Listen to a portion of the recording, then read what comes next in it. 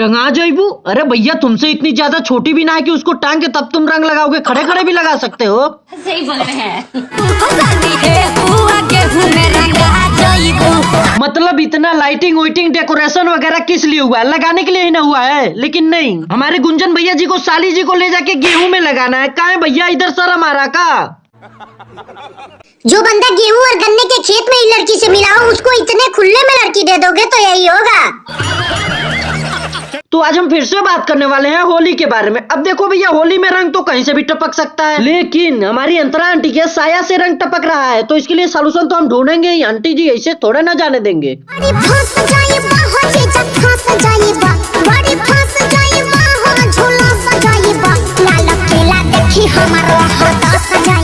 Madam जी सच बताओ, तुम अपने जीजा जी को लाल किला ही दिखा रही हो ना?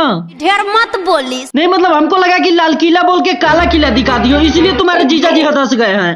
अरे कहना क्या चाहते हो? अरे चच्चा कहना यही चाह रहे हैं कि लाल किला है, कोई लिपस्टिक का डब्बा नहीं है जो इन मैडम जी के लहंगे में आ जाएगा। आप समझ पाए कि नहीं समझ पाए? का भौजी, होली में सुना है कि खूब साया से धुआं निकाल रहे हैं। साया से धुआं निकाल रहे हैं का मतलब भौजी के साया में ईंट के भट्टा उट्टा लगा हुआ है जो इतना धुआं निकाल रही है? अरे नहीं बे, वो साया के अंदर की गर्मी से धुआं निकल रहा है। मैं तो था दोनों का फायदा उठा रही हूँ, रंग मैदा में मिला के लगवा रही हूँ। रंग मैदा में मिला के लगवा रही हूँ, तब तो अंदर जाके पूरा जम गया होगा। बेंचो आंटी अपने दिमाग में इतना काला कांडी लाती कहाँ से हो बे? अरे अंतरा आंटी को पतला पसंद नहीं है, इसीलिए रंग को मैदा में मिला रही है, ताकि थोड़ा मोटा हो जाएगा तो मजा आ जाएगा ना आंटी जी को।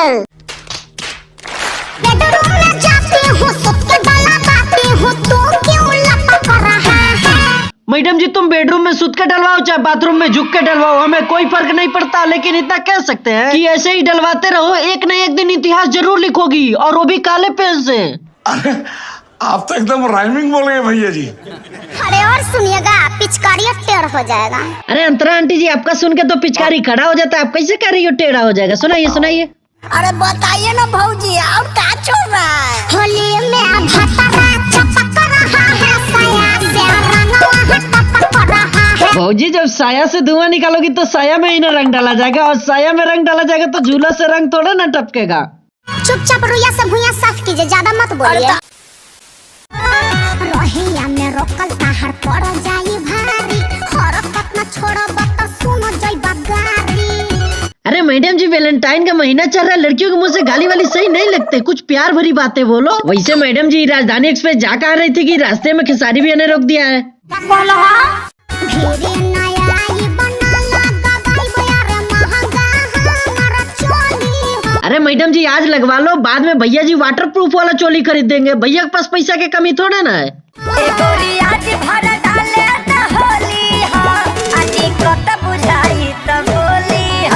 दिक्कत बुझाई तो बोलिए। अरे खेसारी में जब एक बार डाल दिए तो चाहे मजा आए चाहे दिक्कत आए, अब तो मैडम जी को हर एक परिस्थिति का सामना करना पड़ेगा। नौकी भौजी खड़ा बाड़ी मुखिया के चुनाव में। कहाँ है भैया, खड़ा ना हो पा रहा है का कि भौजी को खड़ा करना पड़ रहा है? अरे नहीं वे, बात है देवरन के सपोर्ट से अब की बहुत वटवा खींचेगी। जब रात को देवरों से हवेली पे मिलेगी तभी तो ऑटोवा खींचेगी, नहीं तो ऐसे कैसे खींचेगी?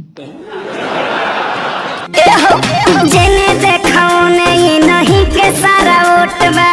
अरे काहे नहीं रहेगा, भौजी रात रात भर जग रही है, रात रात भर लोगों से उनके हवेली पे मिल रही है, कोई मजाक बात थोड़ा ना है रात रात भर लोगों की सेवा करना, और वो भी उनकी हवेली पे जाके। तुम्हें शर्म है? कुछ शर्म आया है? तो बस यार आज के लिए बस इतना ही। वीडियो कैसी लगी कमेंट करके बताइएगा, और हाँ भाई चैनल को सब्सक्राइब कर लीजिए ना, जब तक आप लोगों का सपोर्ट नहीं मिलेगा तब तक कोई कैसे आगे बढ़ेगा, तो प्लीज चैनल को सब्सक्राइब कीजिए।